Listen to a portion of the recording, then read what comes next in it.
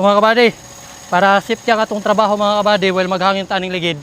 So ang atong gamito mga kabady, kailangan natin ingani tire lock inflator mga kabady. So kani sa mga kabady, ang purpose ani mga kabady, mao ni mulak dito sa iyahang kanyuto.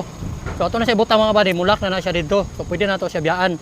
Kanya natay gauge diri mga kabady. So duha ni siya ka metros mga kabady. So layo rata mga kabady, while magtan-aw ta diri sa gauge, layo rata naghangin. So safety atong paghangin mga kabady. Para in case nga mobuto ang ligid mga kabady, layo rata. So atong testingan mga kabady, pakita na ko sa inyo.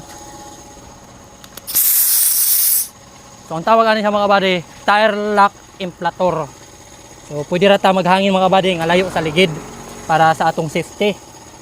So ana mga kabady, mulak na siya mga kabady diha sa iyang pito. So tanaw mga kabady, layo rata kayo. Narang ligid mga kabady, so narata diri. So kung maghangin ta mga kabady, dire rata mo tan-aw sa gids. So importante gyud sa mga kabady, labaw na sa mga kapwa no tireman, kailangan ingani mga kabady para sa ato ang safety mga kabady, no? Layo ra kay ta, pero kita na to ang gids kung pila hangin sa ligid. Kung mabuto na siya mga kabady, safety rata, no? Bahala na nang ligid mga kabady kay makita o mapalit ra man ang kinabuhi, di na gyud malisdan.